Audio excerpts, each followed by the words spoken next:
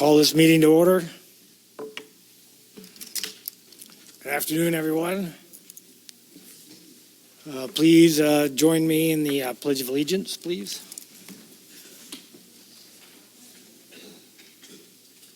I pledge allegiance to the flag of the United States of America and to the republic for which it stands, one nation, under God, indivisible, with liberty and justice for all.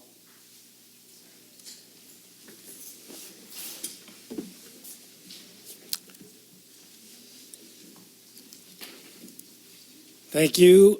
We do have a quorum. All five are here. Mr. Carmel, any report from closed session? Thank you, Mr. President. The board discussed the performance of the acting general manager and continued to discuss the recruitment of the general manager. Okay, thank you. Look at the agenda. Is there any additions or corrections that anybody would like to make to the agenda or anything? No? Okay, good. All right, public safety.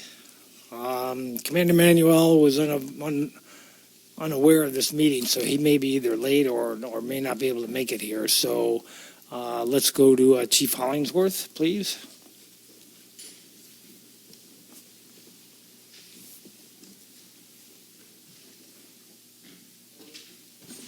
Good afternoon, Board. I think we're on now. It's good to see you today. For the month of February, we had a total of 86 emergency responses. We're kind of back down to the normal call volume compared to what was happening in the previous month through the storms. 46 of those were emergency medical aids. There was a higher number of hazardous situations, and that's a category that's specific to trees down, trees into power lines on the ground, creating things that can arc and create fires and other damage. All of that is to be said that those did occur. However, we've had relatively little infrastructure damage to either CSD properties, public right-of-ways, or homes themselves. There were a couple that were hit by trees, which happens all the time, but we've also had years where dozens of homes have been destroyed, and so we're pretty happy and blessed that did not occur. We're holding it around 87% versus 13% in regards to local and non-local care of patients as they come in through the community. This last month, there was a big focus on building construction type training for the personnel. As you know, that we're under a lot of federal and state mandates in regards to what they have to update on every year. It's about 200 hours of training minimum from everything from OSHA to the State Fire Marshal and other agencies. And so we split that up as time allows. So this last month, there was a huge focus on building construction review, forcible entry, and search and rescue. And the reason that's important is because if you're in a situation where your house is compromised, either from a disaster, tree going down, fire, the basic knowledge of all that is what's going to get our personnel in there to help people and get them out. So that's why we do those things. Quick update on the grants is that you know that we have 2 existing NOIs out for fuel reduction programs in the community. We're in the middle of finalizing the sub-applications to Cal OES for that. We hope to have those done within the next couple of weeks. We also have a additional HMGP grant that's open secondary to another emergency, and we're looking at filing with President Pearson and some of those with the Fire Safe Council in coordination with Cal Poly, an evacuation plan for the community. And we mentioned we're starting to look at that. We got funding through the Fire Safe Council through San Luis Obispo to do some test work in the community, and this grant is to actually do the overlay for the entire area. So that would be a huge benefit to us because it's going to give us groundwork as we make future applications for grant funding and or fundamental decisions that dictate how we make roads or new roads or widen roads or anything in that regard. And regarding the AFG grant, we still are in a waiting pattern. That's the federal grant from Assistance to Firefighters. And again, with the federal shutdowns, everything's on significant delay. So we'll let you know as soon as we hear back from anything there. You asked last month for the information. You had some questions about the insurance in some cases being dropped. I'm happy to tell you that Haley was able to get the FireWise community certification on the website. That's available for anybody to view and download. There's not a guarantee that that's going to give you any kind of a reduction in cost, but there are some agencies, some insurance companies out there that do it. So please feel free to go look at that and reference it. And I would encourage everybody to solicit their own insurance company to see if it's something that they can actually benefit from. The last thing for you is that we're in the middle of a reserve firefighter hiring right now. Through attrition, we've lost a handful of people over the last year, and that's something that we are very successful in as we bring people in, train them to a very marketable element in that reserve program, and then for some reason they want full-time employment. So they keep looking for that and move on. It affords us the possibility to bring in young, eager people that are really looking to get involved in this business. There's a significant cost savings in doing so, but we have to kind of keep the door open and cycling through people. So we have a test that's actually starting tomorrow. So you might see some people around town doing some different fundamental training exercises in the community, and over the next few weeks we're going to be seeing if we can bring an additional handful into the ranks. Other than that, I'm over to you for any questions. Anyone? There was a significant windstorm the other day, brought down some lines and stuff. You guys were on top of that, I'm sure. Yeah. Just as a note, Alan Peters yesterday at the Fire Safe Focus meeting said that if one of those trees comes down, the best thing to do is to chop it up into 4-foot sections at least. Otherwise, there could be a flurry of insects that come out and march across and start invading other trees and stuff. Right. So if a dead or dying tree goes down, it's best to cut it up as soon as possible. So. Yeah, we attempt to do that. It kind of depends on where the tree falls and what's being hampered in the process, whether or not it gets turned over to county roads or whether or not we open it up right away because it's a main access part for part of the community. When we do, we try to leave them in the same type sections, just get them off the roadways, and then county roads will come in and after the fact. But there can absolutely be a problem with infestation, and that's why they try to aggressively to take care of those when they come down. Great, thank you. Yes. I just wanted to thank you for your follow-up with the fire insurance and home insurance thing, so that people can have that advantage if they can take advantage. Hopefully that will benefit many more within the community. All right, thank you, Chief. Thank you. Commander Manuele.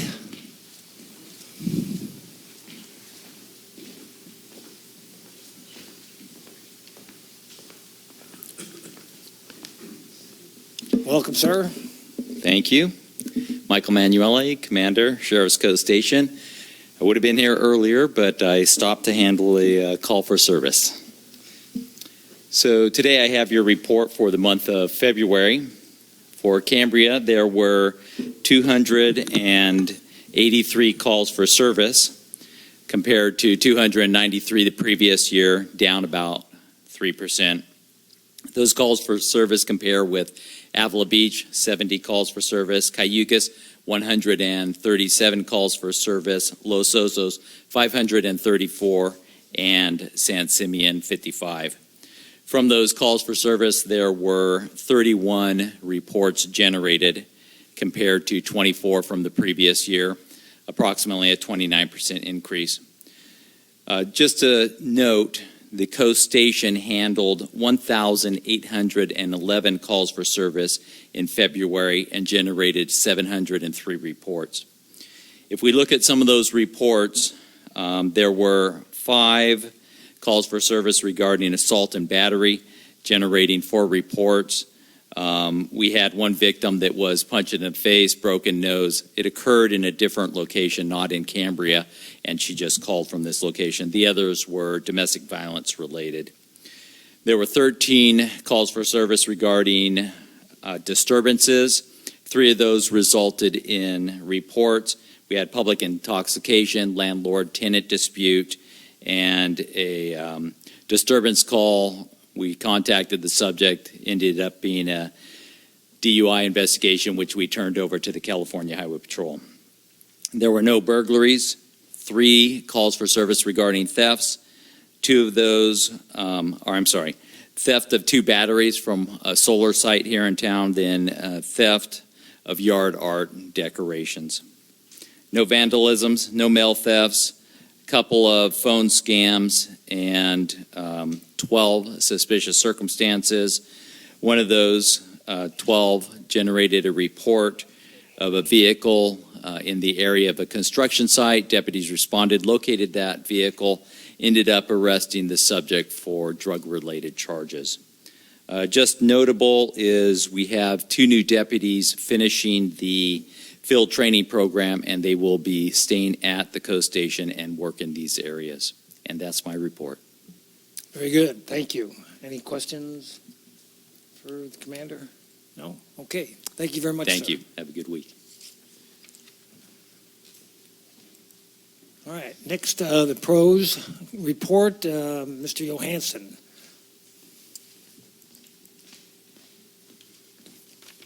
Thank you. The Pros Commission is currently considering, or has considered it made a recommendation for the schoolhouse in the area where the former dog park was. We've got some reservations about this. Obviously, everything temporary sooner or later grows a foundation and sits in place due to gravity. So we're thinking it probably needs a longer range look at it to make sure that if it falls into place, it doesn't sort of take up the space of any future options that you might have for the area, as well as not be too large, but make the footprint very, very minimal with future considerations so that it won't all of a sudden have a new surprise every week.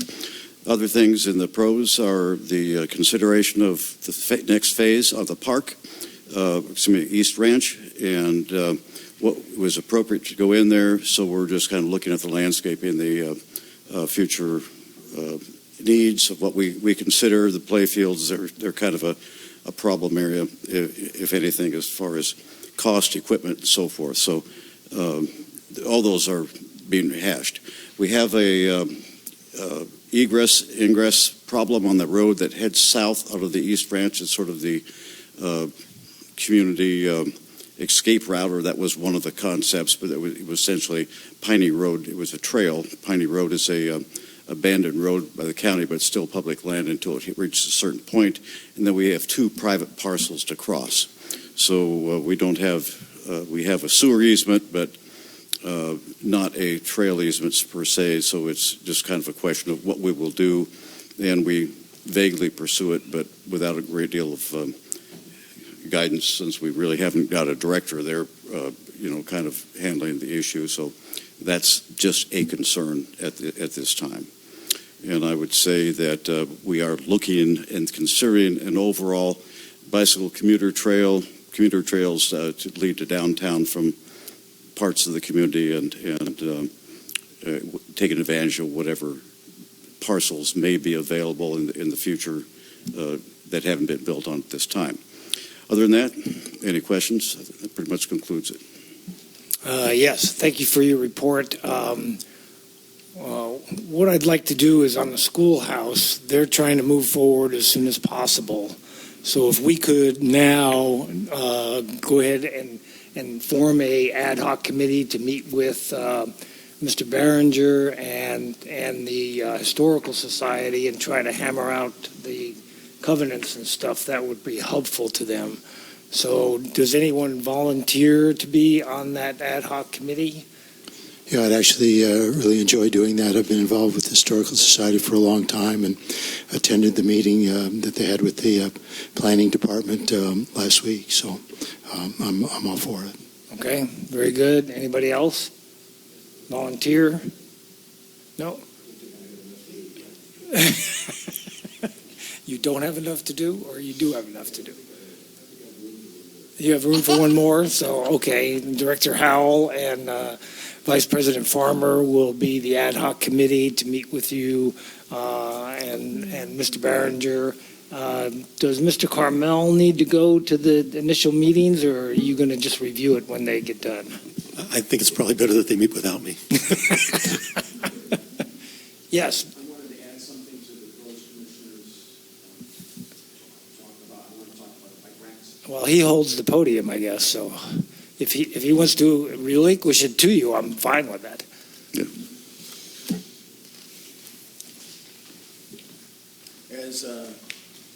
Thank you. As public comment, it wasn't on the agenda in the Pros Commission meeting, I mentioned the fact that the bike share program that was started by Gail Jenkins of A Matter of Taste, and the county and the Chamber of Commerce. The Chamber of Commerce got a substantial amount of money from the infrastructure grant from the county, and it's been over a year. And the Cambria Tourism Board kicked in $10,000, and some hotels have kicked in substantial sums to get this bike share program going. It's not the racks. It's the bike share program. You take an app, you unlock the bike from a rack, you then travel to wherever. One of the spots was the skate park that the Pros Commission had actually approved, and Carlos continues to support.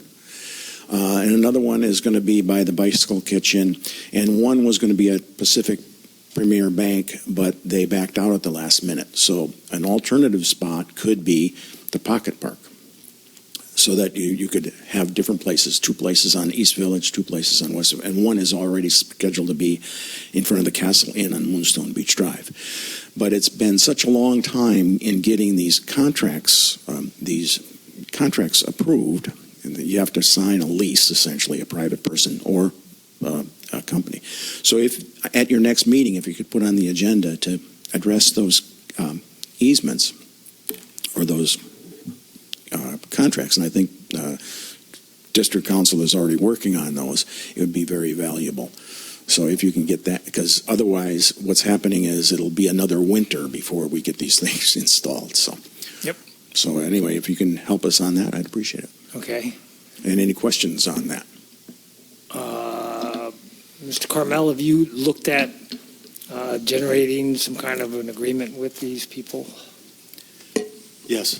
Okay, good. And the word is that they have a blanket one that's really strict, but they'll take anything. They just come up with our own, and they won't take anything, but they just need something, some signature on the line that says, yeah, this is where it's going to be. Thank you. Okay, very good. Thank you. I had a Director question Howe. for clarification on Oh. this. Mr. Behringer, I'm a little unclear. We're talking about not just bike racks, but where these shareable bicycles will be stored. Shareable bicycles, Is that yes. correct? There's 25 bicycles, and they're going to be, you unlock it from a rack. I think the first hour is free. Then you start clocking, and then when you put it back in another rack anywhere, there is another rack, your time is up and you get charged for that amount. All the liability is handled by a third-party company called Zagster. They repair the bikes. They replace them after 2 years. They'll move them around, so if there's not a good balance of bikes at any one location, they'll redo it. It's kind of an infant program for us.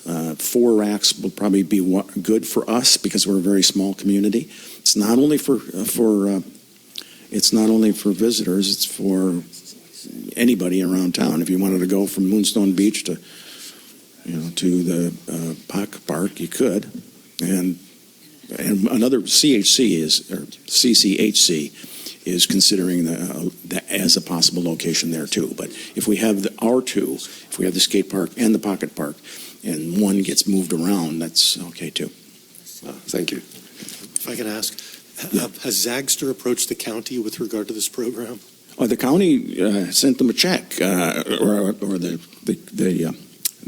chamber sent them a check. Have they approached the county? Because they'll probably need some county approvals in order to do it. I don't know. We'll work on that. You're right. It's not our responsibility, is it? Okay, we'll get that going. Okay, thank you. Thank you. All right. On to public comment. First up would be Ms. Heinrichs, followed by Ms. Fettenhausen.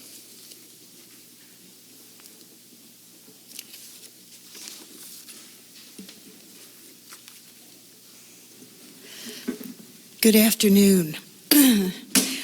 I asked the board to bring its attention to a paragraph in the acting general manager's report regarding the meeting with Cannon Engineering to repurpose the brine impoundment pond. The board was not notified of this meeting, which concerned the $3.5 million problem pond, now also the subject of a lawsuit. A meeting with a contractor regarding repurposing of this problem facility without board oversight is not acceptable. In another communication regarding a public records request on this subject, Ms. Madrid inexplicably says, "It is my misstatement that the impoundment basin is part of the SWF. If it isn't part of the SWF, what's it doing out there in the first place?" Ms. Madrid notes that the $11,885 estimate for the contractor's proposal and conceptual options and cost estimates is within the general manager's purchasing discretion amount of $25,000. This amount was accorded to the previous general manager, who bullied the board into unapproved expenditures and financial problems. The $25,000 limit is now cited as justification for allowing a meeting of concern to the board to take place outside the board's purview. As she notes, this pond and its use within environmentally sensitive habitat area is subject to concern by the Coastal Commission. It is also under management orders from the Regional Water Quality Control Board. The board should have been notified of a meeting to solicit repurposing plans from an engineering firm. I asked the board to consider reducing the general manager's discretionary spending limit to $5,000 to assure that the board's guidance is invited to any future services that require expenditure of more than that amount. Thank you. Thank you. Ms. Bettenhausen.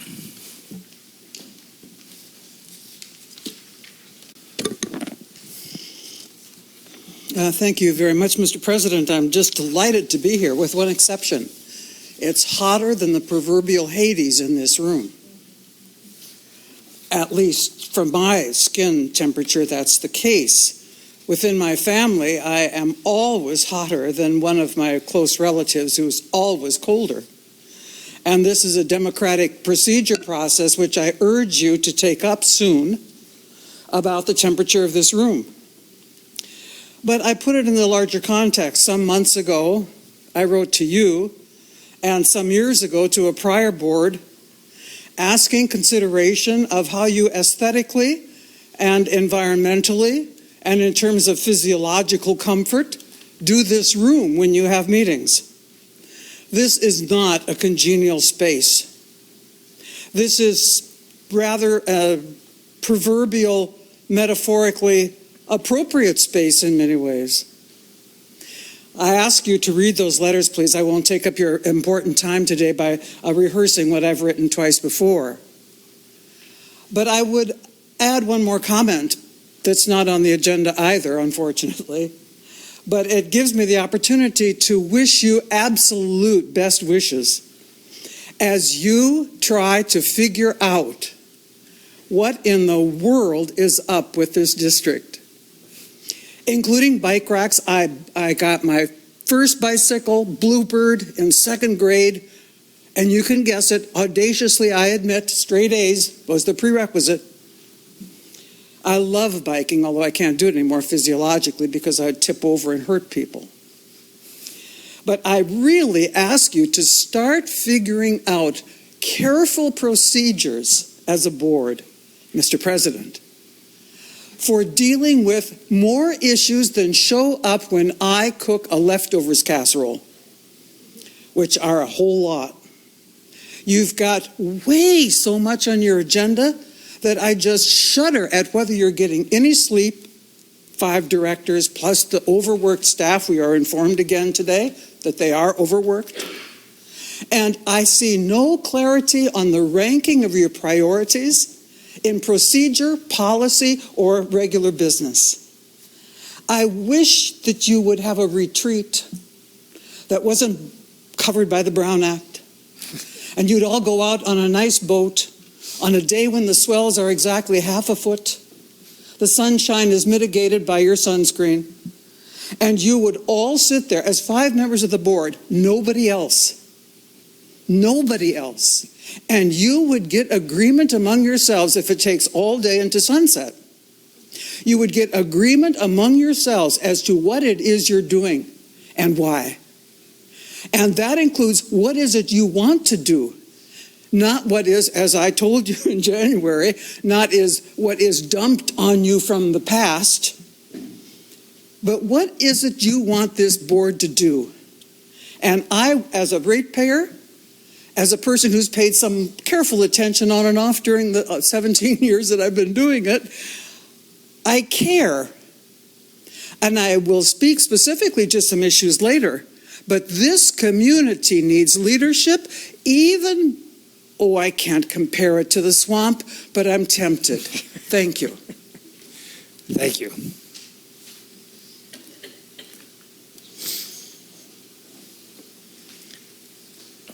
All right, moving on. President Pearson, Yes. can we get the heat turned down? Because I'm actually quite warm Yeah, too. same I here. don't know how others are feeling. Can we open Okay. this door over here and Thank you. maybe a window in the back, and maybe we can get some cross ventilation going? Thank you. Front door.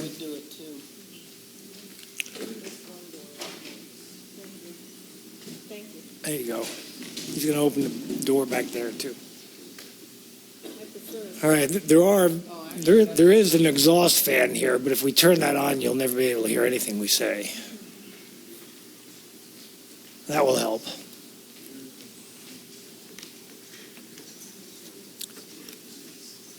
All right, we're to board member and committee and liaison reports. I'd like to start with the Finance Committee. Have you anything to report? Heads up that our next meeting is Tuesday, the 26th at 10 o'clock. The ad hoc committees have provided a draft mission statement, draft goals and objectives that we'll be going over with it on that meeting. And I'm expecting also that we'd be able to have the bylaws, which are in process of being worked on now, available in draft form to be able to be looked at by the committee as a whole on the 26th. Additionally, the ad hoc that was formed to interact with the staff regarding the formats of budget alignment with the 218 data met with staff, and staff will be attending the meeting on the 26th to provide information and format of the discussion and decisions that were made relative to that, and I believe populated with some data also so that it would be available for point of reference. That's it for me. Okay, very good. One thing I would like to remind all of the standing committees about is that some of the goals that we came up with at our meeting back in January were assigned to some of the committees, and I'd like to make sure that you're looking at those. There was an additional one that I thought about for the Finance Committee, and that's trying to figure out where we can get some money for ranch maintenance instead of taking it out of the tax revenue that we have. So if you guys could look at adding that maybe to your goals. Thank you. Policy Standing Committee report. I don't have much to report. We haven't had a meeting since the last time when I asked for some clarification on what the board wanted for the committee to be tackling in terms of our focus. So I'm going to cut my report short, other than say that we do have an item on the agenda regarding replacing one of the committee members who unfortunately had to resign, and that's later in the agenda. So. Okay, very good. Thank you. On to Resources and Infrastructure Standing Committee report. We haven't had a meeting since our last meeting is actually next week, Tuesday at 3 o'clock for anyone who's interested in attending. We will be looking at some draft bylaws at that time. We will also be setting up some ad hoc committees to deal with goals and mission statements, so we'll commence working a little more on that. The previous meeting was largely just to get started and kind of get ramped up. We'll have our full membership at this current meeting. One of our members couldn't make it to the last one because of such short notice, but now that we have a good schedule, I think that's all that I need to say at the moment on that. We will be looking, we're trying to broaden our scope a little bit. The item which is of most importance right now is to get started on the what's needed to prepare the next annual budget, the 1920 budget. But I'm also hoping that some portion of the committee will be looking a little bit beyond that. So we'll try to set up. The other thing which we will be doing, and I've already discussed it with the wastewater supervisor and with the acting general manager, we will start setting up some tours of both the emergency water facility and also the wastewater facility, and possibly some field trips to view lift stations and wells and such things. And these will be open to the public as well. If we get a fairly decent response, I'd like to see these become a regular thing, because I think there's enough folks in this town, I think, that could benefit and would find it interesting, if nothing else, but also to have something concrete in mind, because people talk about that plant out there and they don't really know what it is. Half of the town hasn't even seen it, I suspect. So I'm looking forward to it, but I don't have anything really substantive to report at this time. Okay, very good. The other thing that I thought of for your committee is asset management, trying to find some way maybe this summer to get an intern or something to come in and actually go around and put a number on everything that we've got, and that kind of thing. Get started on that at least. Okay, thank you. Great, thank you. Anyone else? Yes. To add on to something, I don't think Director Howell would mind my putting this out there, but he and I also had some preliminary conversations about the opportunity for the Infrastructure Committee and the Finance Committee to meet once they've gotten a little bit down line on the CIP for the 1920 budget. And that seemed to, at least in the initial work that was done for last year's budget, be helpful in being able to move things through and have things understood more readily and quickly. And with there just being a single director on each of the two boards, we can facilitate that without it having to be a special meeting. So we have that in mind also as soon as we've got some better idea of what the timing is in terms of the initial CIP review that they will be making. Right. Thank you for reminding me of that. Excellent. Excellent. That's really good. Other liaison reports. I know that Vice President Farmer has some that he would like to cover for us. I have no idea how you knew that. So I actually have two Forest Committee updates, since the Forest Committee obviously met in February and they had their March meeting last night. So first, talking with regard to the February meeting, we briefly discussed Gavin Newsom's, our current governor, and his State of the State meeting.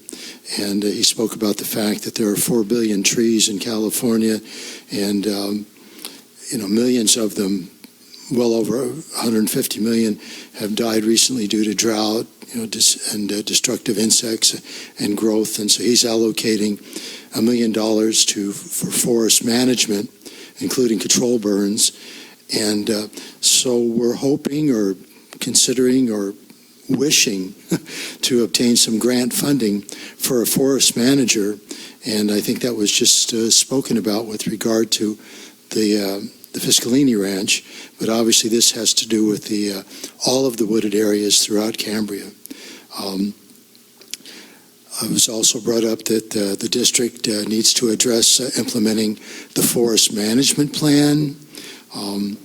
Maybe need to improve objectives of home lot inspections regarding fire safety, and kind of juggling things between, well, who does what with regard to CAL FIRE and our own local fire department. So those are just some of the things that were discussed at the February meeting. But also someone brought up the fact that they had recently purchased seedlings at a green space event, and they are encouraging people in the community to perhaps do the same, because obviously we've lost a number of trees in our community in recent years due to the drought. And so whether you want to go out in your own yard or you want to go out in the woods and plant a tree and then go out there and water it, that would be a really cool thing to do. With regard to the meeting that happened last night, one of the things that took place was that Claudia Harmon from Beautify Cambria. She's initiating, she's hoping to implement a Dark Skies initiative. They recently had a presentation over at the Jocelyn Center, and folks came from Canada as well as Arizona to do presentations on the value of dark skies, which means that having fewer lights, especially in residential areas, in our community as well as businesses, but people leave lights on overnight, or they'll have them shining brightly up into the sky, and there's a need to address that, for the health and well-being of not just us individuals, but also the creatures that live in the forest as well. So she's hoping that somehow we can become a dark skies community, and this would be in conjunction with the International Dark Skies Community event. Supervisor Bruce Gibson and the North Coast Advisory Council have already written letters of support, so perhaps the district could do the same. Also, something that came up right near the end of the, so once again, there was a discussion of the three, how could we say it, organizations in this community: the Forest Committee, Friends of the Fiscalini Ranch Preserve, and Green Space, somehow finding out whatever it is that keeps them apart and kind of reconciling with the idea of somehow hiring a forest manager for our community. And I'll address that when I talk about what happened at the last Friends of the Fiscalini Ranch Preserve meeting. So another thing that came up also with regard to Claudia Harmon and Beautify Cambria Association was the idea of having a demonstration garden of native trees and plants and grasses right across the street here between Rabobank and Cambria Drive. Of course, that property is owned by the CCSD. So we might want to consider working in conjunction with Beautify Cambria and finding some folks that could be helpful, not just in planting the trees, and whatever other vegetation, but also in taking care of them once they're planted. That's probably the biggest problem. Who's going to volunteer to go out and water and maintain? And then I know there was one more item that I had here. So this was brought up towards the end of the meeting. We had a brief discussion about obtaining grants, and I think this was already addressed earlier today, grant by Chief Hollingsworth for grants for an evacuation route study. But what came up is that there is some type of biodegradable fire retardant that one can spray around their yard, and it can actually prevent fire from coming into your area for about 45 minutes. So the idea would be, entire neighborhoods, or let's say it should be maybe a community effort. If entire neighborhoods got together, residents got together, and they each said, okay, we're all going to get this fire retardant. So if in fact a fire does take place, folks will get out there and spray this retardant and prevent the fire from spreading in their neighborhoods and perhaps throughout the entire community. So perhaps we can make this a community agenda event. So I think that's what I have to say for the two Cambria Forest Committee meetings. With regard to, by the way, for those that are interested in protecting the night sky and less light, the better, because it's good for our mental health. The better you sleep, the less light there is, the better you sleep, the more you can maybe see the stars at night, the healthier human being you will be. Of course, other things enter into that, but that's a start. So there is a brochure if you want to go to www.darksky.org to find out more about protecting night skies for present and future generations. And that's the International Dark Sky Association. With regard to the Friends of the Fiscalini Ranch Preserve, they had their annual meeting in January, worked out their goals and objectives, and at the meeting in February, they have this pamphlet. And maybe when we get lucky and have our CCSD goals and objectives, we'll do the same thing. But the FFRP has one, and it's very attractive. With regard to what was discussed at the last meeting, Sandy Mumper, who is the daughter of Bruce Mumper, who's one of the members of the board and is also on the NCAC, she gave a presentation with regard to the vision statement and the core values as well as the goals and objectives of the FFRP. And so they've talked about environmental ideals and stewardship, a sense of community regarding the environment, and just honesty and integrity and excellence as to how we as a community not just deal with the ranch, but the entire wooded areas.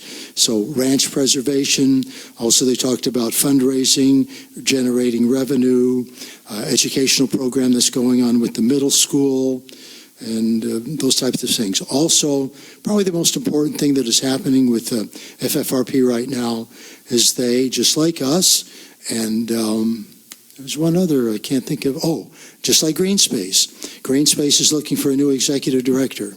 We're looking for a new general manager.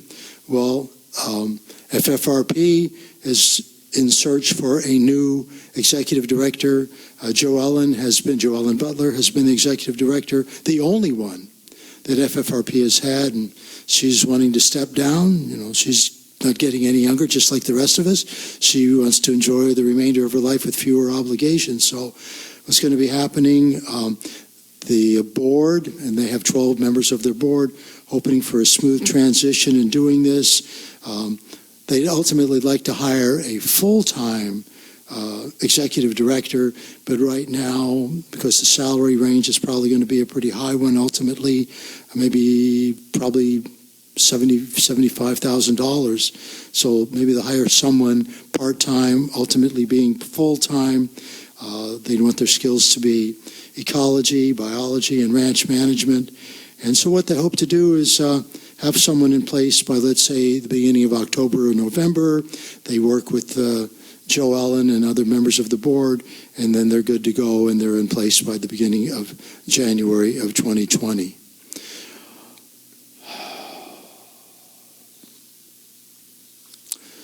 Also, another problem that's been happening out on the ranch is that there's been excessive mushroom picking, which is essentially illegal. Individuals have gone out there, groups have gone out there and picked mushrooms that they shouldn't be doing. Obviously, some of them are poisonous, so they're taking a big chance. If you're dumb enough to be doing something you shouldn't be, well, who knows how that process is going to continue. But the main thing is that they're hoping to post more signs. Actually, signs have been torn down about no mushroom picking. They're going to be putting up more signs with regard to that. And some of these are even large groups that we're not going to mention that love going out in the forest and going out in the woods. And they've been, from other areas of our community, of other areas of our county, and they've been doing that. With regard to the Wildflower Show, don't forget it's probably going to be about a month from today. It's going to start on I believe it's the 13th and the 14th of April, the Wildflower Show. And so it's just a little bit of heads up on that. They're also going to be designing a new logo that's more readable and user-friendly. And I know there's one more item here. Let me quickly see if I can find that. And if I can't, I've already talked too much anyway, right?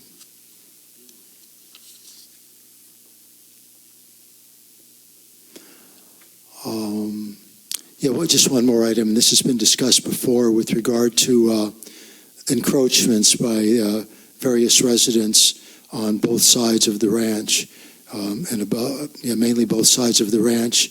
And so they are considering, the FFRP is considering, in fact, the decision was unanimous to retain legal counsel to address these issues with regard to the people who are responsible for encroachment onto the ranch.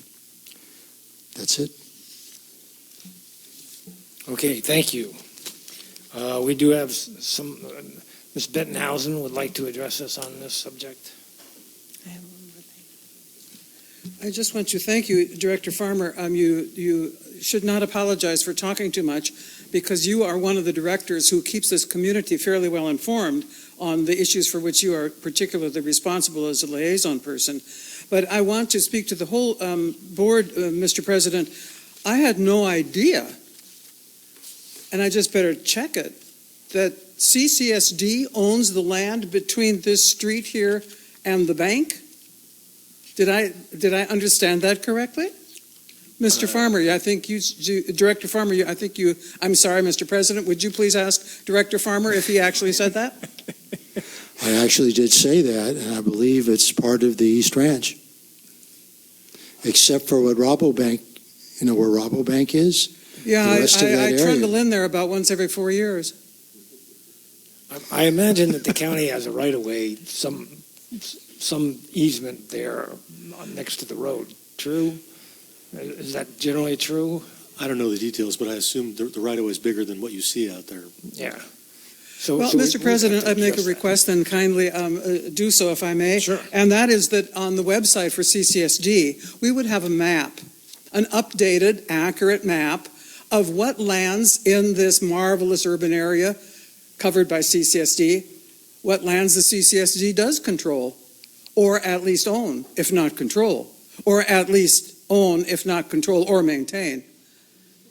I would appreciate that very much. Perhaps it's part of your excellent suggestion about an intern this summer actually looking at the assets of the CCSD. I want to speak to an issue that Director Farmer also just raised. I was not prepared to speak to it now, but we'll speak to it a bit later, about the issue of creatures on the ranch and possible legal action, creatures including the species called Homo pseudosapiens. Thank you, ma'am. All right, Director Rice. Just one really quick thing on the dark skies. When you bring up the dark skies issue, we do have control of the street lights on Main Street, and I would like to at some point look at whether those should be on 24 during the entire night, or if we can shut them off at a certain time, and what our possibilities are for turning those off. I understand it's a public safety issue, and there were a lot of debates at NCAC when they were first put in about how close they had to be for the light pools to cross. But I would like to see if it was possible for us to have those shut off at a certain point in the evening. Well, excuse me. Yes, Vice President Farmer. With regard to this particular issue, I think the main concern is obviously it would be nice if the lights were off at some point on Main Street. But perhaps one of the most important things is like how these lights shine, and creating a way that the lights just go straight down. And maybe there's a way also of the street lights might be brighter from, let's say, 8 to 10:30 or something, and then they're dimmed down so the remainder of the night until the sun comes up the next morning, they can be there but not nearly as bright in the sky. You know, I remember us taking up time here, but I still remember one night when I left the radio station where I was working and drove down Cambria Drive and made the left turn, and it was the first night that the lights were on up where the cookie crock is. And I said, man, there goes the neighborhood. So just my feeling on that issue. And then I just had one other further report. I wasn't actually in person at the meeting, but the Board of Supervisors did look at the resource management system this past Tuesday, and Supervisor Gibson asked for all of the entities in District 2, that part of the report to be taken out because there were too many errors or discrepancies, and it looks like they're going to possibly be using a different method going forward for the county to be able to make land use decisions relating to resources in parts of the county where they have the land use authority, like Cambria. So I just wanted to let you guys know that we're probably going to be looking at a very different way of getting that data to the county, and I don't know how that'll shake out, but I thought I'd let you guys know that was going on. Okay, thank you. Director Howell? Just a quick question to Director Farmer, if I may. If one were to be out on the ranch and observe someone picking mushrooms or doing something else that they probably oughtn't to be doing, I don't think it's not really the public's job to do enforcement, but is there a number, or is there some way is there some central authority that can be brought into this if one observes something going on? Well, I asked that question of one of the FFRP people, and they said if you would just ask them not to do it and remind them that it was illegal to do so. And there's nothing more that they can do either than that, apparently. But right now we don't have anything. I don't know of anything in our ordinances that address that kind of thing. So if that's something that the FFRP would like us to do, I would ask them to take that to the Pros Commission and get them to consider that. They're having that problem, yeah. It kind of goes to the whole issue of enforcement on the ranch. Wedding parties that are not permitted, we've seen that happen. Motor vehicles out there, people smoking where they shouldn't be. So there's a whole issue of enforcement on the ranch. And so what I'm hearing is that there really isn't any at this point. Probably. None that I know of. And since CSD are we not responsible for the ranch? Or is this something maybe we ought to be talking about? We're responsible for the maintenance of the ranch, yeah. I'm not sure. We don't. I think, again, it's something that the Pros Commission could address Okay. very, very easily. Okay. All right. Okay. Any other liaison reports from anyone? Normally, Yes, sir. there would be an NCAC one, but they haven't had their meeting yet, so it'll have to come around on the next month on that one. Okay. Very good. On to the manager's reports, acting general manager report. Ms. Madrid. Thank you, Mr. President, members of the board. I'll just review my general manager's report briefly, and then if you have any questions, I'll be happy to take them. So we have been receiving a lot of rain, as I'm sure you all know. The fire department is working on restoring their building. We're continuing to identify safety factors and implement more security for our district. As everybody knows, we did have some assets that were stolen. I will be meeting with the Sheriff's Special Enforcement Detail Officer, Chad Nicholson, to see where we can improve some of our safety practices and systems. We've recently hired a new water operator. David Tracy joins us. He does have experience from multiple other public water agencies, so if you see him around, please be sure to say hi to him. We do utilize the Alternative Work Program, which is a low-risk offenders program through the Sheriff's Department. They help with our fire department, our facilities and resources. So we are also continuing to meet and develop the PG&E grant program, and the final versions of those documents will be taken to the Resources and Infrastructure's next meeting. We did meet with the Finance Committee's ad hoc committee, and we reviewed the budget and the model and took some information from them and shared information. So we'll be bringing the mid-year budget back to the board in April. We also received presentations from two meter companies. One is National Meter, one is Aquametric. They have different capabilities and technology, but it is a good time for us to start looking at those, as we have between 200 and 300 meters whose transmitters no longer work. And unfortunately, we missed the window to purchase those back in August, so they're no longer being manufactured. So we'll be looking at a replacement program and what all of that entails, and doing a cost benefit analysis for those. And I'm sure we'll be working with the Infrastructure Committee and the Finance Committee as well. Let's see. We do have the influence screen is almost complete. They're currently waiting on the handrails to be delivered. So once those are delivered, I believe it will be complete. It is able to be operated, but isn't being operated until those last components are installed. I do also have some information about the meeting that Ms. Heinrichs was referencing, but I'll turn that over to Pavo so that he can give a better explanation of what he discussed with Canon out there. President Pearson, members of the board, and the public, regarding the meeting with Cannon at the impoundment basin, this is really a follow-up after the feasibility study had been submitted to the county and after we had discussed briefly with staff of the Coastal Commission. And with respect to the public comment, before I kind of get into the bigger explanation on the repurposing, I'll remind your board and the public that the repurposing of the pond was included in the supplemental environmental impact report. It's not a new concept that resulted from this Cannon meeting. And with respect to the relationship to the SWF, with the change in disposal to trucking, that impoundment basin is no longer a critical facility of the SWF. And this is all well-known information, but still good for reminders. The concept associated with the pond and the repurposing and being able to store water is certainly one where the then district engineer, Bob Gressens, was hoping to be able to continue to utilize an asset. It had been constructed and paid for by ratepayers and taxpayers, whether it's through bond money or district money, it doesn't really matter. People have helped pay for that. And so to be able to continue to utilize that asset has a certain amount of validity to it.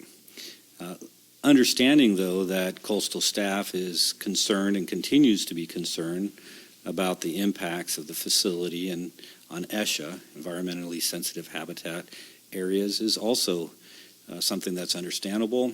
And district has to be very conscientious as we move through the process of seeking to obtain a regular coastal development permit. When I first started reviewing the basic infrastructure layouts of the district, and sort of was up 30,000 feet up in the air, it came abundantly clear to me that the opportunities for final design of that facility or to address potential conditions that might mitigate the impacts on ESHA could potentially include concepts that are consistent with stormwater capture facilities and consistent with the state water plan under integrated regional water management planning. That location, where it's at, the overall facilities, along the creeks, in the watershed, is really one of the best opportunities that I've seen in this county to integrate stormwater capture features. And what would the benefit there be?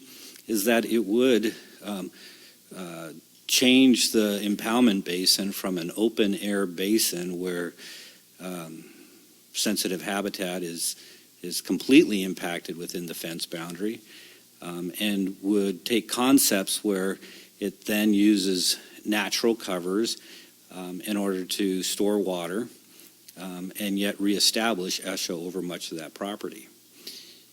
In fact, Cannon did the hydraulic analysis on the impoundment basin and the risks of flooding, so they had already been involved in the district on those calculations. Separately, other work that I've been involved in, they have been very much working in this area under what sometimes is called low-impact development. But those concepts are associated with how do we manage our facilities in a more environmentally friendly manner and still accomplish objectives associated with water supply, ecosystem restoration, water quality. And so that's what the purpose of the meeting was. The idea that staff should have to come to your board for every discussion we might have with a consultant or just to even obtain consultant proposals would be a maneuver that's so bureaucratic that we'd never get our jobs done. But it was certainly based on a very good understanding that I have associated with integrated regional water management planning. In fact, I happen to be the individual who first at the county proposed and helped develop the IRWM programs in this region. And so the discussion was, pretty simple and pretty straightforward. The cost proposal is not a significant cost, although we're conscientious about, any money spent. But to me, we can't move forward with a regular coastal development permit if we don't evaluate some of those final design or final mitigation possibilities associated with that facility. Certainly the concepts are solid. Any of the concepts are going to reduce the storage capability of that facility. and all of the concepts would cost more money. My initial and biggest concern is the cost of converting the existing facility into a stormwater capture type of facility, is that it could very well be economically infeasible for the district. So one of the things we ask Canon, of course, is to provide cost estimates on the different options, as well as a cost estimate if that impoundment basin had to be taken out altogether. Because it's really the difference in those two types of costs, which would be the true fiscal impact on the district. But understanding that these types of efforts are not inexpensive, and understanding district's concerns with cost, the other effort that I undertook was to submit to the county a minor modification of the stormwater resource project that Engineer Gressens had already submitted to the county and is included in the draft that's being developed of the countywide stormwater resource plan. In that prior project summary, I just modified it slightly to say which may include stormwater capture features. And in doing so, the idea is that when the grant applications come out this summer, or they're targeted for this summer, the State Department of Water Resources has not been hitting their targets super well because of the volume of grant money that they have under their purview. But it's anticipated that grants for stormwater resource projects will come out this summer. And so I submitted a minor modification to the county so that we would make sure that if we see proposals or concepts from Canon that we think are noteworthy and noteworthy to pursue, that we can submit a grant application. Because it could very much, the feasibility of being able to address design modifications and or mitigation efforts associated with the impoundment basin to help make it more consistent with integrated regional water management planning and more consistent with ecosystem restoration and specifically address ESHA. The fiscal feasibility may very well rest on the ability to get grant funding for that. So the bottom line is we've got the ball rolling on something that's critical for the district to address, and with the completion of the feasibility study, then looking at specifically how that impoundment basin might be utilized in the future, what those options are also within the realm of alternatives that I think really need to be addressed prior to going to the County Planning Commission, and ultimately, if the regular coastal development permit goes to the Coastal Commission. That these are simply, part of the environment that we're working in today. Very good, thank you. Ms. Madrid, are you finished with your report, or do you have more to add? I just have two more things. We do have a possibility of grants available for the meters, so we're looking into that, as well as a grant with the USDA. I'm working on determining how we go about applying. Okay, very good. We do have public comment request. We'll do that now. Ms. Bettenhausen?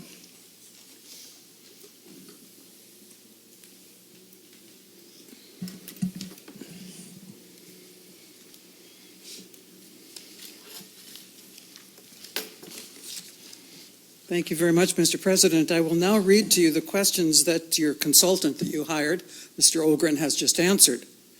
But I have them all typed out, so why should I leave them silent? I'm asking about the last sentence in that paragraph about the visit out there with the Canon people, and I said, 1, is it necessary to submit a PRR to see this revision? I now have learned that it's Mr. Ogren, pardon me for referring by name to staff, who has submitted this revision to a document that I had not seen yet, and so I assume I must submit a PRR in order to see both documents. 2, what specifically does possible grants mean? There's been some clarification that staff is looking into possible grants, so they have no more clarity right now than anybody else does, so it's a possibility. 3, how is it known that, quote, in the last sentence of that whole paragraph, since the overall approach, if feasible, is consistent with integrated regional water management strategies and upcoming grant opportunities. I assume what this means is that according to the consultant you hired, Mr. Ogren, by his experience, he is making this judgment. There was nothing in the general manager's report that indicated who wrote this paragraph. So this is all, I'm very grateful to him for explaining so much of what he apparently wrote. 4, what exactly is meant by, quote, integrated regional water management strategies? That is a biggie. I would like a clear answer to that, not simply in spoken word, but in printed form on the CCSD website and also on your agendas, please. That's point number 1. Point number 2 is the ranch issue. I hope I don't run out of I'm going to run out of my 3 minutes. My goodness. The whole ranch issue is now being a major discussion on Facebook because of 14 campsites by persons without interior houses that they can call homes. And I urge you to clarify what is the CCSD responsibility in this regard. Does this come into pros? Does it come into the management of the ranch by your facility and resources manager? How much responsibility is yours? And I will save you time for taking notes. I'll send this to you when I get home. Okay? Number 3. The Finance Committee, I really look forward, that was such an interesting meeting I attended. I really look forward to what it is this new format is going to be for the budget, because it's like a mantra. It keeps getting repeated again and again and again, and if it comes out before the 4th of July, I shall celebrate. It's supposed to be out in April. I know, I've listened to that. I've also been here a lot of years. The wastewater. Will the influence screen be turned on if they no longer have a solution to dispose of that trash collected at the screen? The whole purpose of the screen is to collect the stuff, and according on page 10 of your agenda, there is not yet a way to dispose of the stuff. Well, come on, friends. This is getting tediously repetitive on influence screen. And you know my history there. I won't rehearse it to you. And finally, I won't run out of time here. I'll come up with expenditures on that thing. But the water loss is back above 15%. For 6 months, it ran little below 10%. What is the procedure that CCSD has to check regularly? I just avoided splitting an infinitive. To check regularly on maintenance to prevent water loss. And I'm talking about unaccounted for water that's not been billed, but it's come out of the pumps. How do you get a regular procedure going? And I've asked this now for 6 years running in this district to make sure that you are not just letting things happen serendipitously with regard to the water running back, of course, to where it came from, namely the beloved ocean, which gave it to us in the first place. I will bring up the expenditure issue in expenditures. Did you just kindly reset my clock? No. Oh, well, then I'll bring it up now and maybe go out and get a coffee. The SWF report has a very interesting description, but it lacks any comment on page 13 about what shows up in expenditures about a particular action. And I want to ask, what is this action? The West Coast Tree Service that we keep them in business a lot. But we paid them $13,800 in February for an undated invoice, other than that, for SWF impoundment basin solids removal. Now, were these tree trunks? If the tree company was removing, what in the world was it? No, I actually can answer that, but I'm going to let staff answer that one. Are we done? You aren't done, but I might be. Thank you. Okay, Mr. Ogren, anything you want to readdress there? Certainly, I don't think a public records request is necessary. If the 2 documents that are being sought are the original stormwater summary that was provided to the county, as well as my edits, I'd be glad to provide those. With respect to integrated regional water management strategies, really the most efficient way to do it is simply to Google it. I did it real quickly. In a summary here, this is the Wikipedia summary, and you could go to the Department of Water Resources website and everything. But the Integrated Regional Water Management Planning Act was adopted in around 2002 by the state of California, and is a process that promotes bringing together and prioritizing water-related efforts in the region in a systematic way to ensure sustainable water uses, reliable water supplies, better water quality, environmental stewardship, efficient urban development, protection of agriculture, and a strong economy. That's just the lead-in, but certainly simple Google searches will provide a plethora of information on integrated regional water management planning. And the state's grant program pretty much require that you have to take the IRWM approach if you hope to seek any grant funding that's available today. So again, we'll make sure to provide both the original summary on the stormwater project that had been provided to the county from the district, as well as the edits that I submitted recently. Very good, thank you. Vice President Farmer. I just wanted to mention, and I hope I'm not revealing something that I shouldn't, but I believe that there's already discussion at the Resources and Infrastructure Committee with regard to setting up either an ad hoc or a subcommittee that is going to be set up to address the opportunities for grant funding and a greater use of water efficiency. So you've just kind of, I guess, lit a bigger fire under our butt there to get going. Thank you. Very good. Director Rice. I just have a couple questions on the acting GM's report and then a question to Mr. Ogren. The first is on the meters. It talks about using cellular and that the people that you spoke to said that it would be no problem in this town. Anybody who lives in Cambria probably would find that might not be the case if it uses a cellular network. Some places in this town have zero coverage. Okay, well, we talked to both companies. I wasn't at the first one, which was National Meter, but they did a pilot program for us about 5 years ago, which some of you are probably aware of. And they came back and they reran that test. And so according to them, there are no dead spots. The second company that we spoke with, they have a different system where they actually own the whatever the system is that they... The network or whatever. Yes, the network. And they... So they're able to put up or test to see how many repeaters they need to put out, and those are isolated. Just only their network uses their network, or only their system uses their network. So in Templeton, they use their system, and apparently they go up to the top of the hill. And since they project over miles instead of whatever it is that National Meter does, they're able to collect it from all of their reads from 2 locations within Templeton.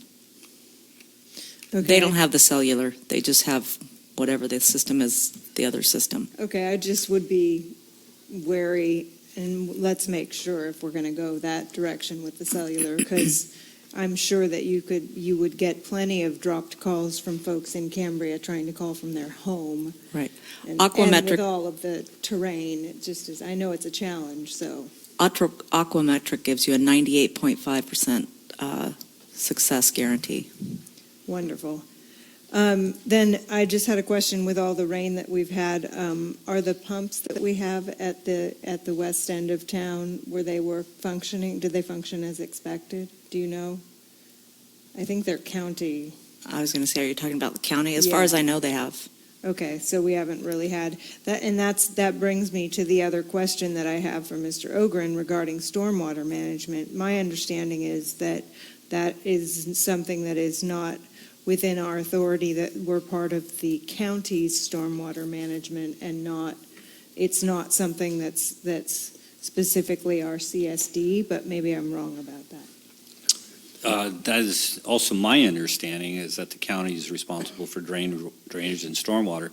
The interesting, if you're referring to some of the concepts associated with the impoundment basin, is that that impoundment basin can meet objectives both with stormwater response as well as water supply.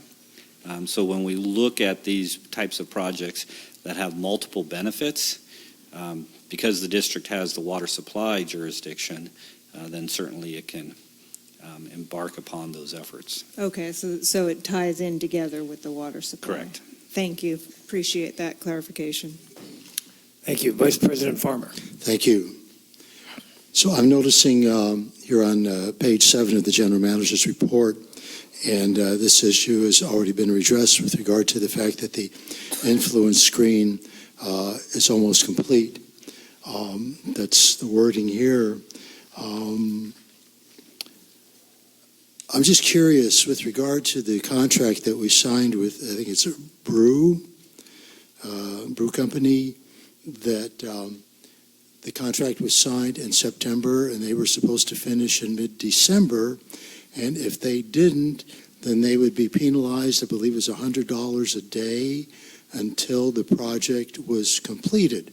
So now it's almost complete, but since it's mid-December, so January, February, so it's 3 months.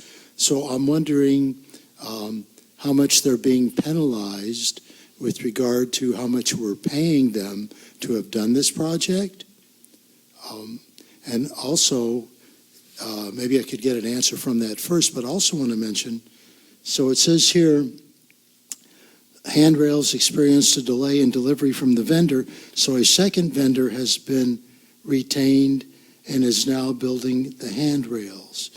So I'm just wondering who determined who the second vendor would be, what's the cost, who's paying this vendor, and if this has anything to do with the influence screen, since it's connected with that in this paragraph, who's paying this second vendor? Is it us or is it Brew Construction?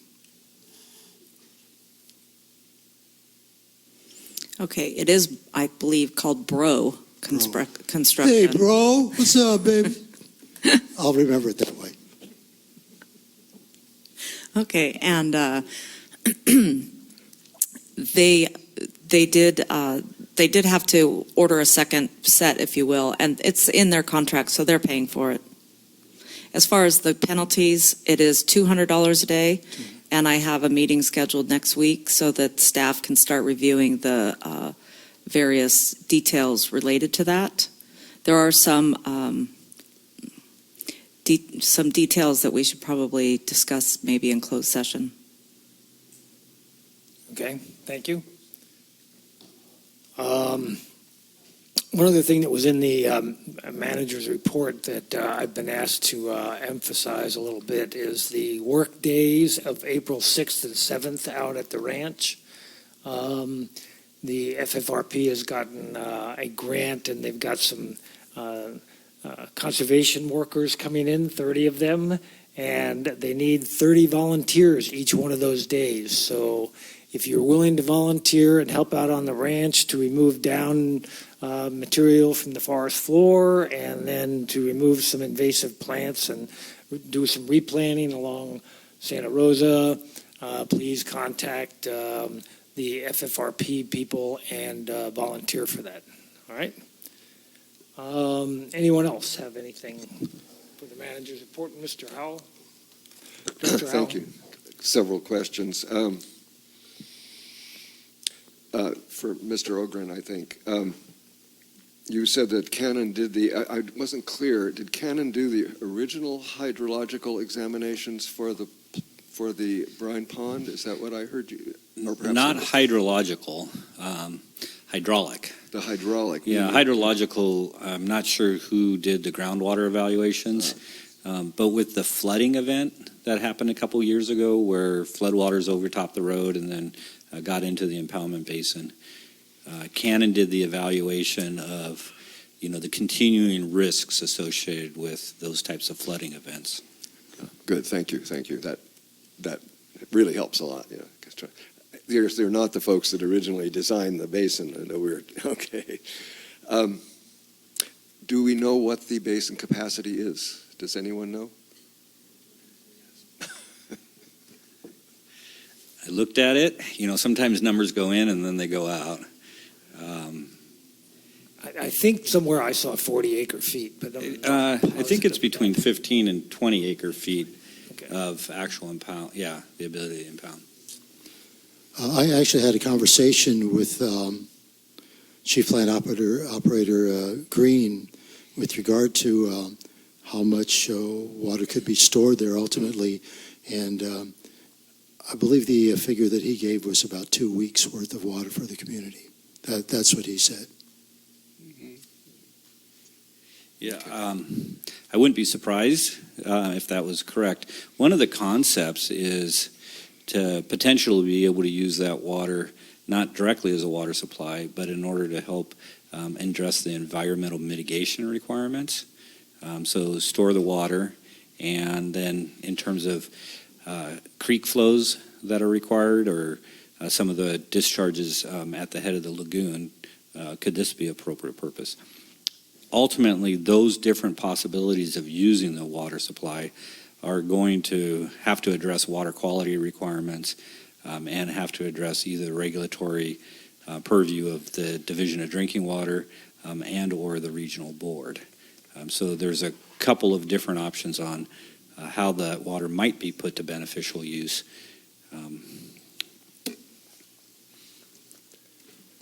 A few more have to go, but I perhaps if Director Farmer wants to. Yeah, I just want to follow up on the pond.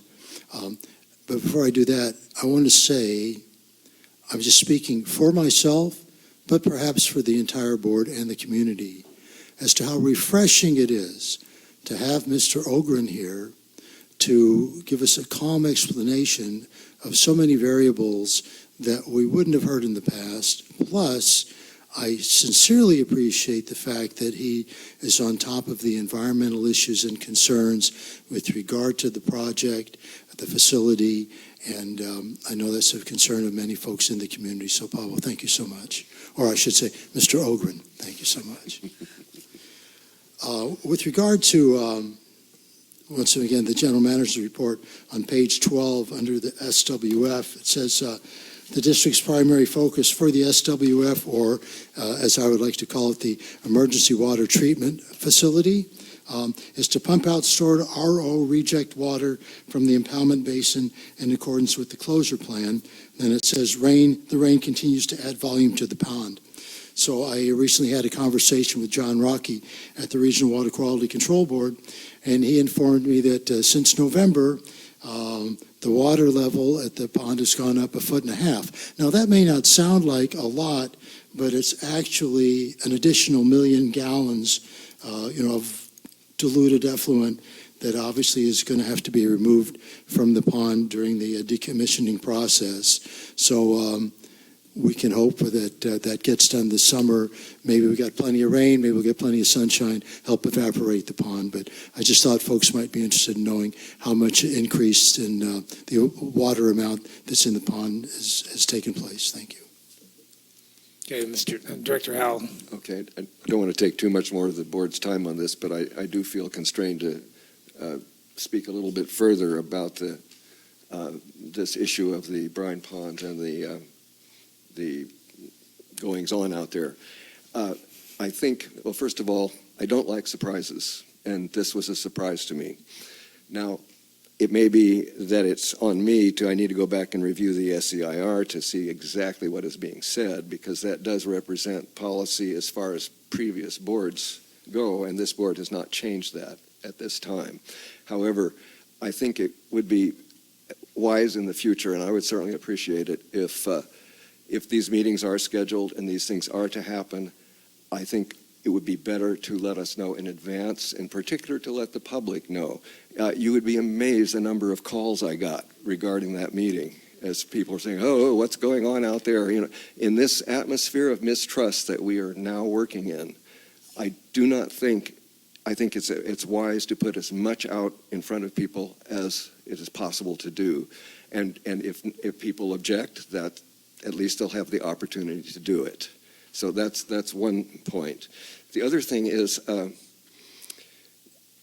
was the $11,000+ in the budget, or was it not budgeted? And if it was in the budget, I didn't see it, but it doesn't mean it wasn't there. But I'd like to know that it was in fact budgeted. It's not budgeted. However, we have received approximately $87,000 in sales tax refunds. So that will be in the mid-year budget coming up, and that does go to the SWF. Got it. Yeah, I understand that. In other words, though, prior to this, what has come out in the general manager's report, there's really no knowledge on the basis of this board that money was expected to be spent.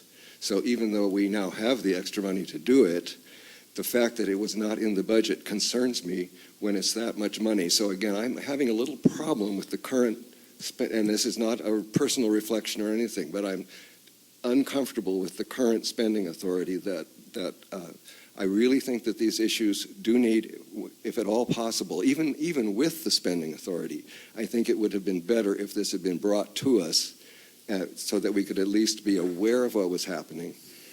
You always take the chance, of course, that you're going to get a majority that says we don't want to do that. But if you go forward without taking that chance, I'm having a problem with that. I would really want to see a little more coming to us. I would like to respond to that, and with all due respect, certainly, Director Howler, you prefaced your comments with the idea that there's a level of mistrust that's going on in the community right now.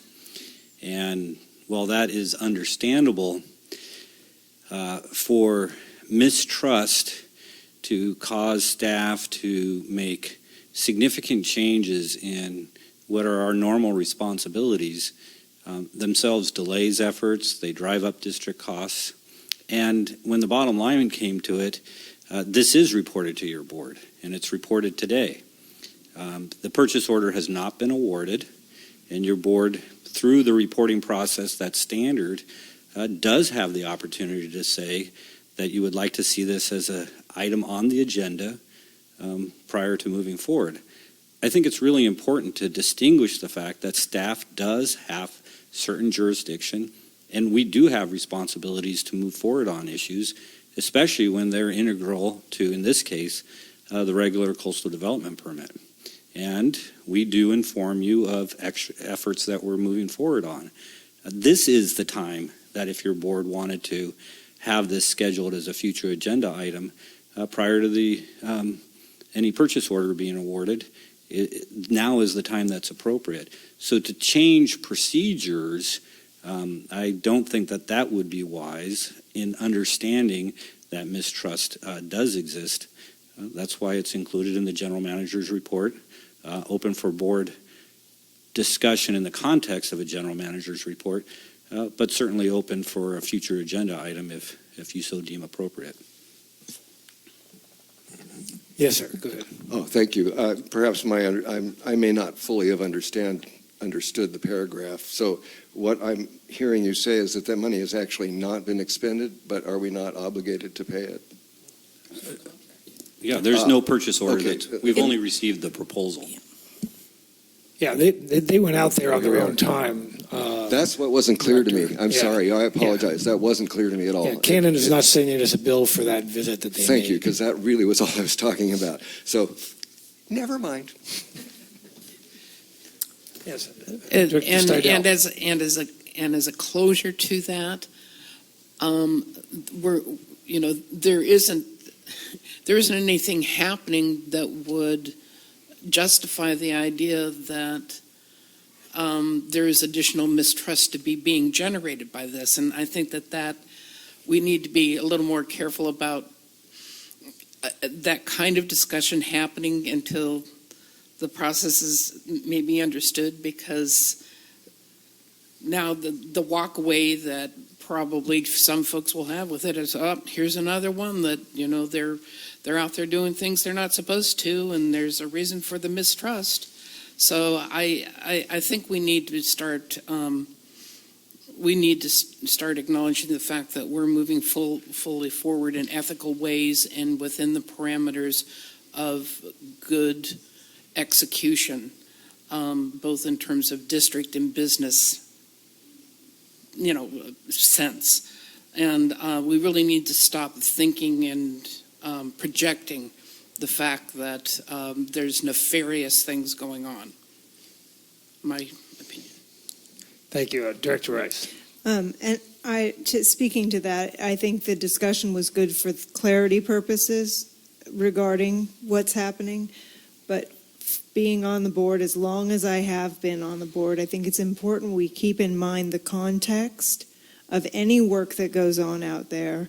We had violations. We are now under an order to close it, but we spent a lot of money to use it as a basin, hopefully, for the waste stream from the advanced water treatment plant.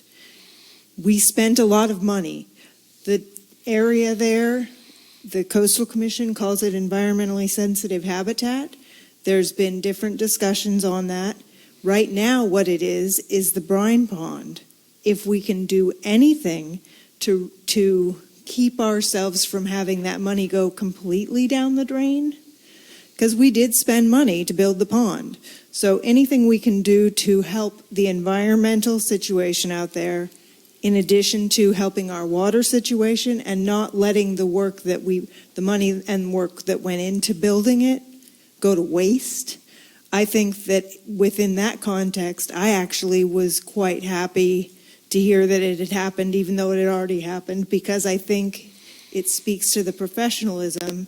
And as much as people in this community are well informed and involved in things, I also think it's important to remind ourselves that we 5 here are not the professionals. We are the elected officials, and we have to rely on our professionals to do their jobs. And I think we are on the path to getting where we have less issues regarding, well, what are they doing now? Because I think they are attempting to do the right things, and we will be able to move forward. So I just wanted to put that all in the bigger context of we've got to do something to keep from wasting the money and that went into that pond. So, okay, Director Howe. Yes, very, very briefly, I really did not wish to imply in any way that this board is doing anything nefarious, and nor do. What I wish to say, though, is that we still have to know that that level of distrust is out there. And the way that we can fix that is to be trustworthy and to appear to be trustworthy. Now, I know we're trustworthy, but so my suggestion in the future would be, if it is at all possible, and it may not always be possible, if the public can in some way say, I don't know, maybe it's not possible, but I'd just like to put that forward, that whenever you can let people know what's going on, I think there will be a very good payback to that effect. That's Point all. well received. Yeah, thanks. Thank you. All right, moving on to the finance manager's report, and before you get started, let's have the questions from Ms. Bettenhausen first so that she can go from there. It's intriguing to listen to. Thank you, Mr. President, and all assembled on that little discussion about mistrust and such. It's hard to break old habits that were nurtured by the environmental situation of CCSD. So we're working. We're trying to trust you. I guarantee you've got our best attempts in hand, I'm sure. But don't assume that minimal approaches or even moderate approaches will suffice, because there's too much to overcome. I'm very glad. I will certainly Google the regional water management strategies. I can do that like that. And it would help if there were caps at the beginning of each word, so I know it's a state law that was being referred to.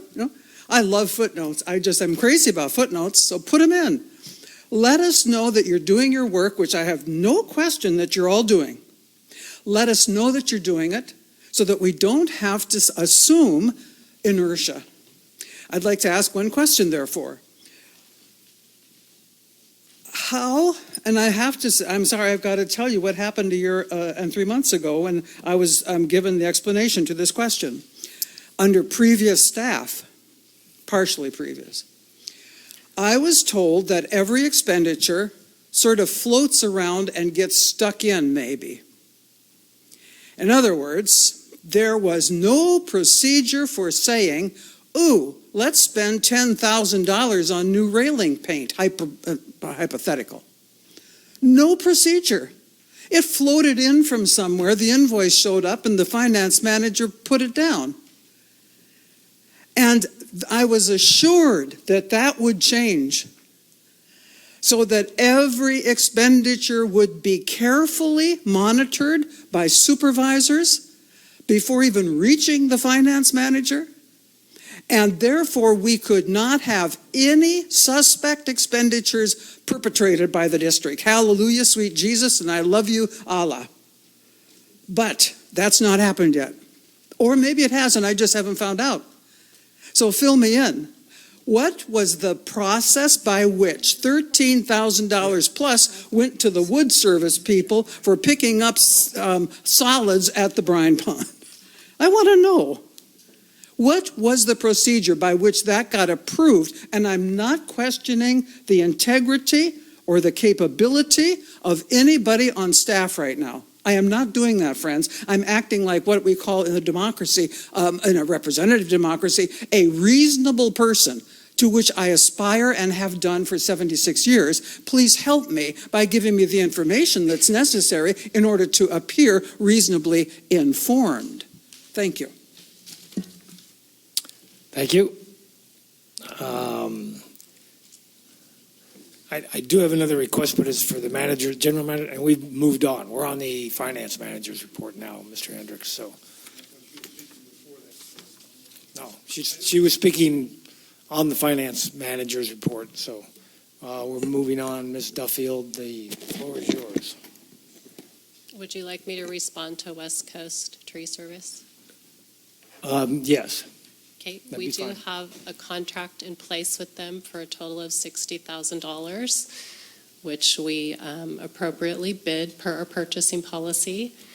And they are allowed to perform tree removal services and other services like they did at the SWF facility under their contract.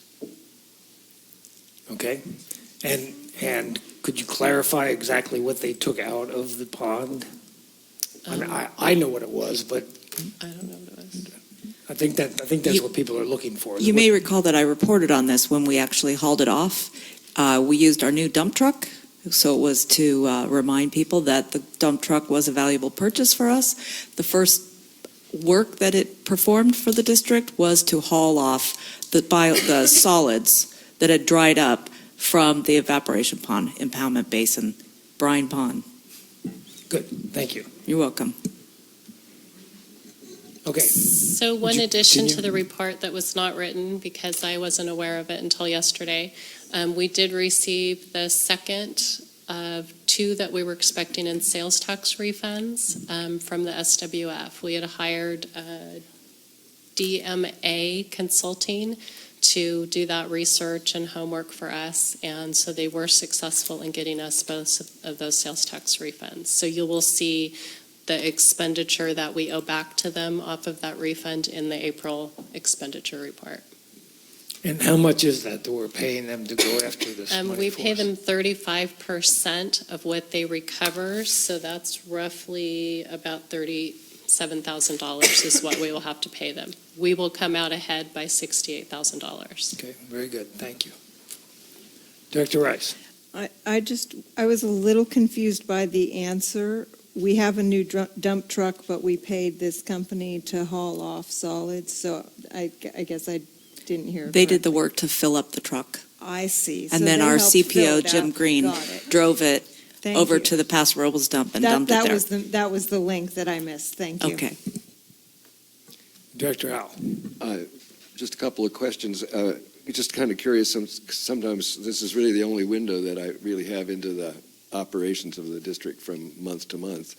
On page 30, there's just, we have some refunds of unused transfer deposit for a wait list. Reading down, I didn't want to read out the person's name in public, but you see what I'm talking about. I'm just curious because we see the refund going out and then we see some money coming back. So my only question is, what does that signify? What happened? So the customer initially puts a deposit with us. It's usually $250 or $500 depending on their project.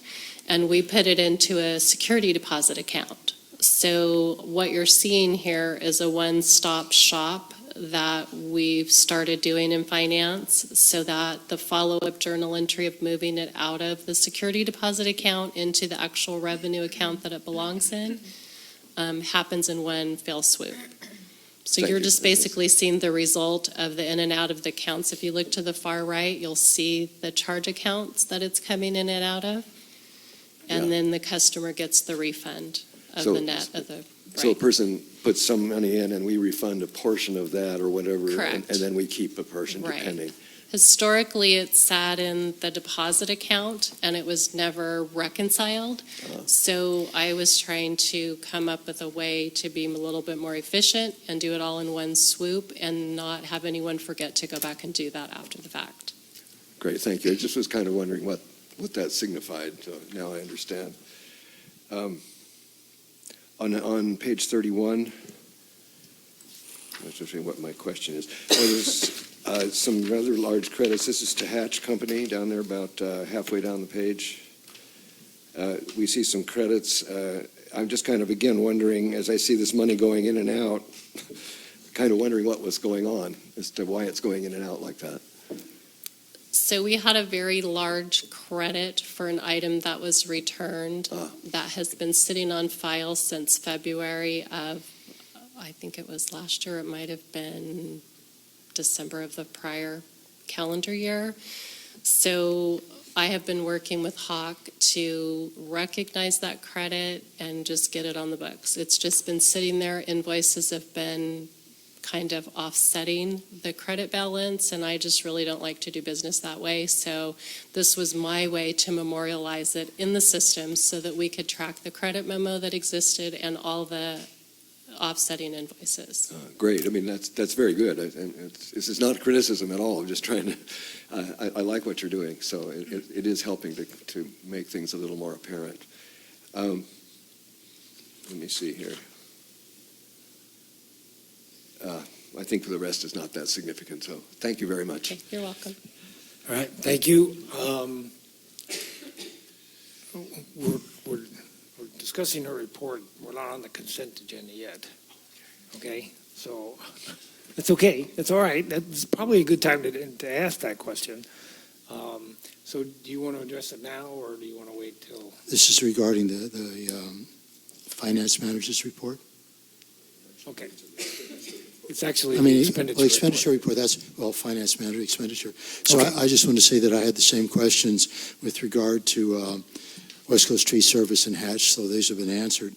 So I just wanted to let folks know, since I try to do this every month, that we're very fortunate that this past month of February, the amount of money that was spent on the emergency water treatment facility, otherwise known as the SWF, with regard to accounts payable, was about $38,500, and over half of that was to the State Water Resources Control Board for $20,500. It's for an annual permit fee. So there you are. Good. Thank you. Any other comments for the financial manager? Director Rice. Thank you. That's all. Thank you. Yeah, I'm glad that you're doing the proper reconciliation on credits and stuff. That's the right way to do it, and it's the right. We still have a few more that I'm working on, but we'll get there. Yes. Thank you. Moving along, we are now on the consent agenda. Do I hear a motion to I move approval of the consent agenda. Second? All right. Anyone discussion? All right. Roll call vote, please. Director Rice? Aye. Director Steidel? Aye. Director Howell? Aye. Vice President Farmer? Aye. President Pearson? Aye. All right. Vice President Farmer, you have some other comments you'd like to make before we adjourn? I want to preface what I'm about to say with I'm certainly a little bit ambivalent or reluctant to kind of approach this issue. It feels a little bit awkward, but I also feel that it's something that I need to do, and hopefully it's going to take about 5 minutes. So at the last meeting that we had on March the 5th, a member of the community got up and spoke in public comment and was basically addressing my comments with regard to the expenditures, the cost of the emergency water treatment facility, in other words, the SWF, for the month of January. And this person made the remark that my comments, and I quote, seemed intended to inflame. So at the end of the meeting, I kind of addressed that, said, well, no, I do this every month, and just trying to inform people as to the expenses for the district with regard to the water facility. So I figured I would just, let it go at that. But then last night I said, I'm just going to go back and watch this. So I went to the Slow Span website and watched the comments from the member of the community and saw that, maybe I needed to discuss this a little bit more.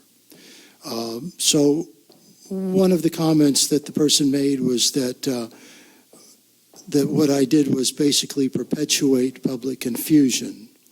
That's certainly not my intention. I don't believe I'm doing that. Perhaps it's, other people might do that, including some people that get up and speak in public comment. But also what was said at the end of the meeting, and I'm just going to read the remark. Let me see if I can find this real fast, and if not, I'm going to be slightly embarrassed.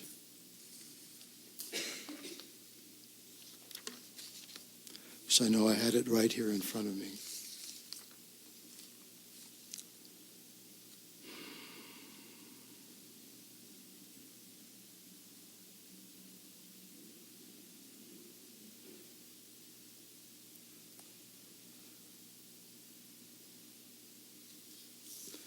Now, I am kind of frustrated, but I had so much paperwork here in front of me to begin the meeting.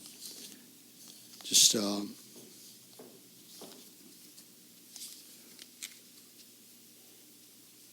give me a moment, okay? Because I feel like this is important for the district as well as for myself. And my apologies, especially since we have another meeting that we have to go to after this.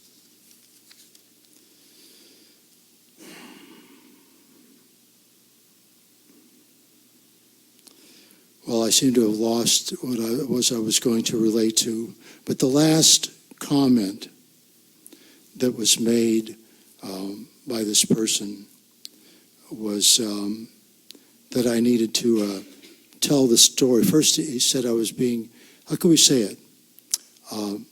Financially irresponsible in how I was addressing the issue. I'm paraphrasing now because I unfortunately have misplaced the paper that I had.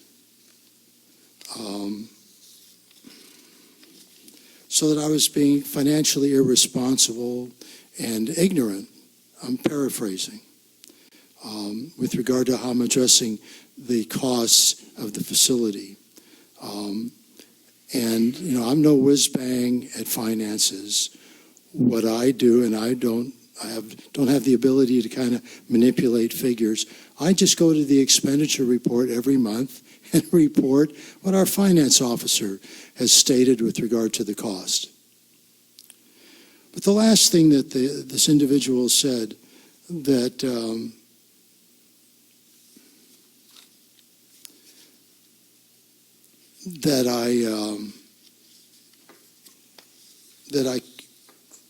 that he felt was wrong was that I needed to, quote, tell the story with integrity. I just want to say that that's something I try to pride myself on in everything I do in my life. And I don't feel that that remark even deserves a comment. I'd like to also make one more comment with regard to this facility. At the February 28th meeting, a member of the public said that the 6-month prepayment of the loan, which was part of the amount of the 460, whatever the amount was, that we paid in January. Quote, the 6-month prepayment of the loan does not apply to the cost of the facility. And I was trying to just draw an analogy, and I was thinking about, well, so there's this couple, and the husband wants to buy a new car. Wife says, well, you know, honey, we're pretty tight on money. Can you justify it? So he makes a few comments, that type of thing, and she says, okay, but, you know, I may come back with some questions. So they go out, they buy the car. A year goes by, and the wife says, well, honey, how much did it cost this past year to operate this vehicle? And so he says, let me work on it this weekend. He gets back to her and he says, well, this is how much I paid for gas, had an occasional oil change, that's how much this cost, paid the monthly insurance claim, you know, car insurance, and, you know, had to pay the annual fee for vehicle registration. And he shows her the amount. She says, oh, that's great, honey, that's not too bad, but what about the $450 a month we pay to the bank to make sure they don't repossess the vehicle? So that's my analogy with regard to whether the payment to the bank to make sure that we ultimately purchase this facility that the bank owns, that's my analogy for that. And that's why it's included in the cost of the facility. Thank you. All right. We are now going to adjourn just to let it. Public comment on closed session? Is there public comment on closed session? No. We're going to adjourn to closed session. For those of you who are here and watching on TV or whatever, this is going to be the new normal, where we finish this kind of meeting to this point in the first session this week, and then we will re-adjourn next week at 2 o'clock, and we will get down to the rest of the agenda, which is basically the regular business. So we're now going to adjourn to closed session and continue to work on the general manager. So thank you.